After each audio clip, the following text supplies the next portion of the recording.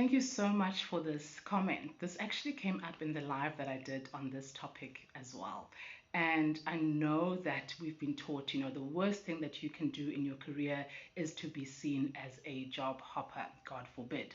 And if you put that together with the other teaching that has long outlived its usefulness, which is that the only job search activity that exists is to apply for jobs.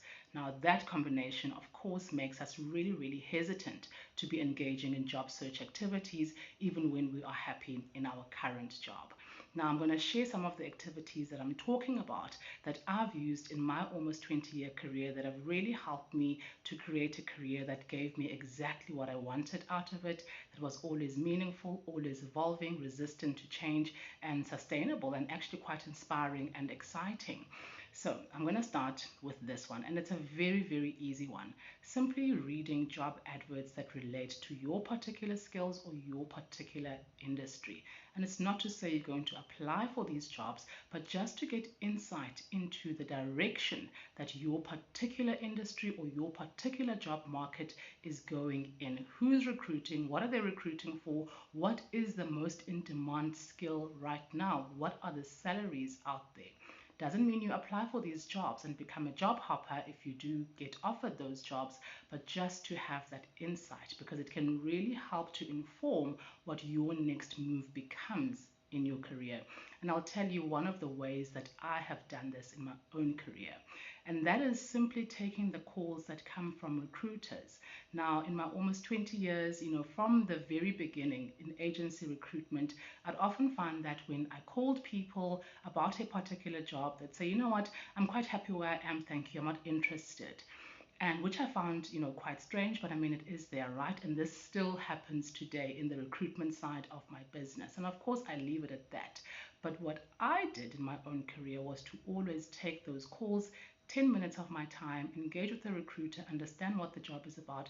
And sometimes I'd even ask them for the job spec, and I'd go back and I'd say, actually, I'm not interested. And in one particular example, almost 10 years ago now, a recruiter had called me about a job in HR systems. Now, this was at a time when more companies were embracing the use of systems, to make their processes even more efficient. ATSs also, at this particular point in time, started becoming more and more prevalent in terms of their use. And of course, at the time, I was really quite happy where I was, but I asked for that job spec anyway. They sent it to me, I had a look at it, and what I did was to think about this particular direction that it seemed HR was going in. And I looked at those competencies and those skills, and I went about my day to day cultivating some of those skills. And you know what happened a few months down the line? The company that I worked for was launching a new HR system. I put my hand up for that, and that was something that was really amazing for me in my career. I was able to really get to understand systems. I developed systems in the back end. I trained people on how to use these systems, and I even evolved that role to become more analytics focused. I presented, to our executives on the trends I was identifying, giving them all of that insight, which then evolved even further into my next role after that, where I now develop programs around this insight and those trends that we were picking up.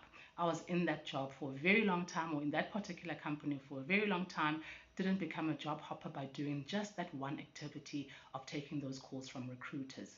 Here's another one, cultivating a network for yourself, a professional network. This you can do internally as well as externally. In my career, whenever I was sent on a conference, of course, I listened to what the speakers were talking about and I reported that back. Of course, I represented my company in the best possible light, but I also cultivated connections for myself and made sure the people that would be important in my career got to experience me as Kaylin, the individual. And today, some of those people I met at conferences are my business clients today, and some of them even opened doors for me within my career. Again, doesn't make you a job hopper in any way. And here is another one, which is really about perfecting some of your skills that you need when you do need to secure a new job. Interview skills, for an example, this is one area where many people are quite rusty. I know in my line of work, I've interviewed many a person, and the interview skills really are just not up to the standard that would be required. Attending interviews doesn't mean you take the job and become a job hopper, but you are perfecting your own interview skills. I've done this in my career after realizing that many an HR person actually goes into an interview, and because we spend so much of our time interviewing, we are also then going into interviews and interviewing the interviewer. And so I thought, you know what, I don't want to end up like this. It's been a while since I've gone into an interview myself.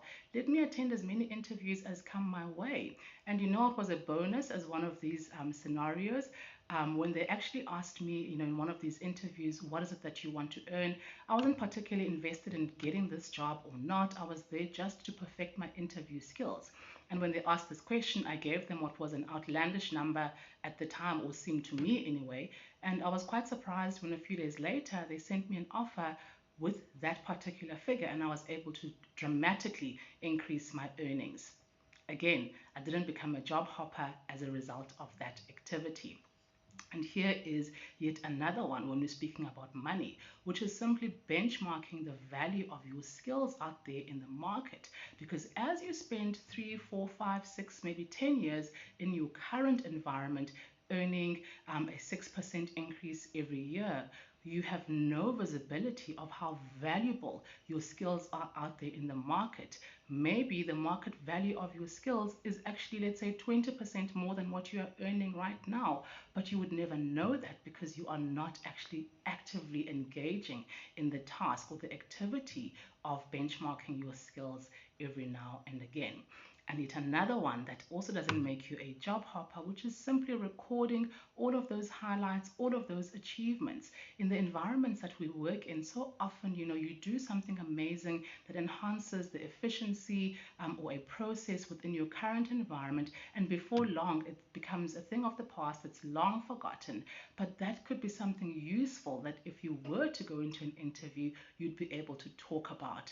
And even in your current environment, I know many a person that I mentored in my time in HR, when it came to their performance reviews, they'd long forgotten what their own highlights were. So it can also help you. Just this act of recording those highlights can help you to even get a better score in your current environment in your performance review. Now, none of these would make you a job hopper. And also, when I think about that, in my personal opinion, I've seen many a person create a very successful career by moving frequently. And there's nothing wrong with that. You can create a more enriching career for yourself, a more financially rewarding career for yourself. But, ultimately, I think the important thing is that we are the owners of our own careers. And this is the one thing that I learned out of my career, that by engaging in these activities and taking control of the events and the circumstances of my own career, I realized that in actual fact, I had all the power to create exactly what I wanted out of my career. I really hope that's helpful to you guys. And as always, with so much love, I wish you all of the very best in your career journey.